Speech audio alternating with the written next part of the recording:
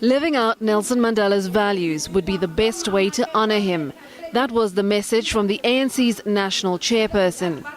Baleka Mbete led an interfaith women's prayer meeting in Khayelitsha outside Cape Town today. This prayer must be about allowing him, when the moment comes, to go in peace. But we must know he won't rest in peace unless we who remain look after what he built and left, the legacy that he's leaving for us. In Johannesburg, a call on South Africans to accept the ailing statesman is not immortal. Dozens gathered at the Grace Bible Church in Soweto. The best gift we can give him is to have a just South Africa that cares about the little ones of God. He's been one of the greatest statesmen that's ever lived. I think he's been a world leader that has been recognized everywhere in the world as one of the great leaders. Traditional leaders gathered at the ANC offices in Polokwane, calling on ancestors to be with Madiba as he battles illness. Even Eastern Cape ANC leaders started their elective conference with a tribute to Madiba. We cross live now to our reporter Njanji Chauke. Good evening, Njanji. You're witnessing quite a moment at probably one of the most well-known streets in South Africa. Take us through what's happening there.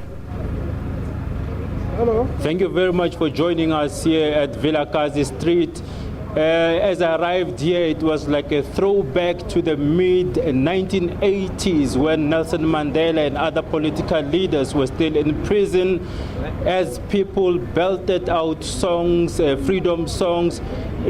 One got a sense that as if Nelson Mandela was still in prison. They arrived outside house number 8115. As we know, that it's a very historic house. This is the first house where Mandela stayed when he first arrived in Johannesburg in 1946. If I look behind me right now, there are scores of people holding candles here to pray for Nelson Mandela. One of the placards here reads, "Your life demands remains our inspiration." Scores of people having descended here at Vilakazi Street. The event has been organized by the Gauteng ANC. NEC member Jeff Khadebe is expected to address the people. What they told us that the aim of the gathering here is to hold a night vigil, but they're saying that this night vigil won't go beyond midnight, meaning they'll be here at least until around 11:30. There's a very somber mood indeed as more people arrive here carrying candles to pay tribute to Nelson Mandela. All right, thank you very much, Njanji. That was our reporter Njanji Chauke coming to us from Vilakazi Street.